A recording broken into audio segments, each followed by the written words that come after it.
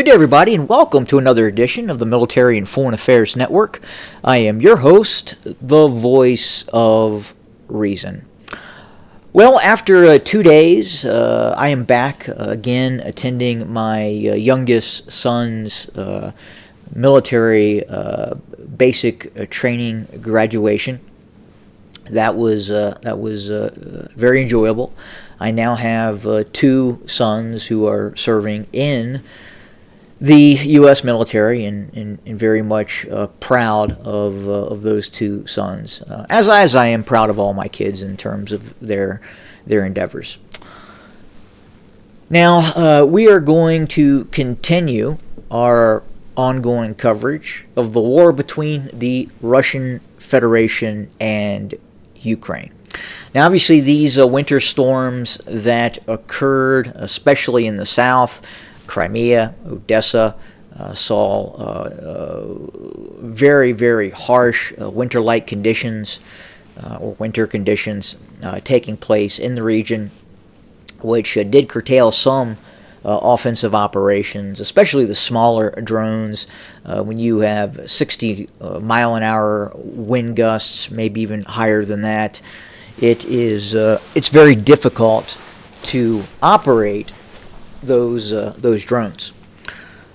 So those storms are over, and we are seeing a renewed uptick in offensive operations. It also appears that the political leadership in Kiev is starting to accept the fact that large-scale offensive operations against the Russian Federation on territory that the Russians currently hold is going to be incredibly difficult. So difficult, in fact, it appears that the Ukrainians may be reevaluating future offensive operations against the Russians. Now, we know that the divide between the top heads of the Ukrainian military, such as the commander-in-chief of the Ukrainian Armed Forces, Zaluzhny, is very much in a friction-based relationship with the president of Ukraine, Zelensky. That relationship appears to be getting worse and worse day by day. Now the question is does Zelensky have the political capital? Does he have the internal power to replace Zaluzhny? And what would the Ukrainian military do? Big question. I believe at this point Zaluzhny is very much aware that continued offensive operations against the Russians without an air force is essentially suicidal for his armed forces. The end game, which Zelensky claims is the removal of all Russian forces from Zaporizhia, Kherson, even the Crimea, is simply something that is not going to happen under current conditions.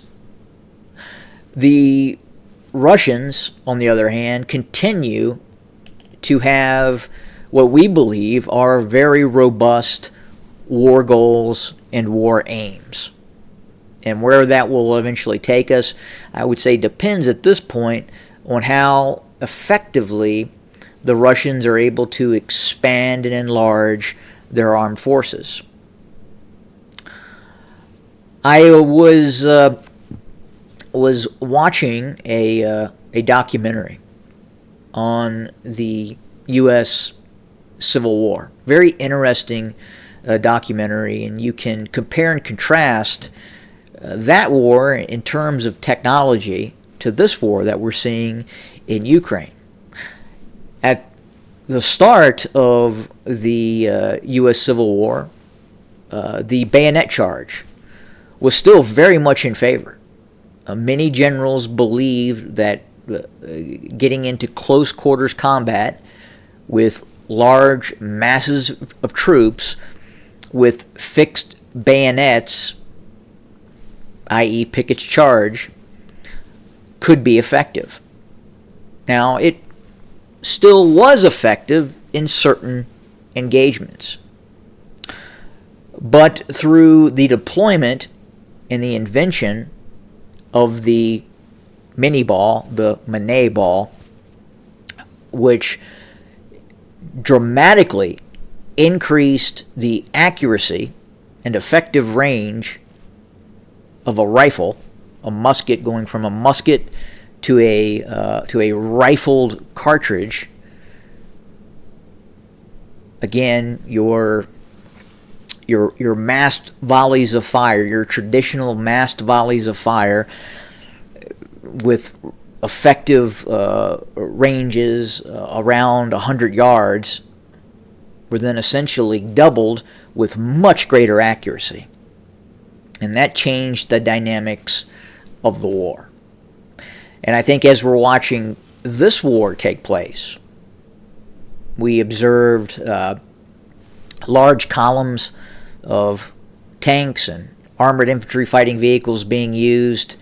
And the question is right now, is those masses of tanks and armored infantry fighting vehicles, is that reminiscent to the bayonet charge back in the 1860s, as we moved from unrifled muskets to, again, rifles with much greater range and much greater reloading capability. We entered the age of the repeating rifle.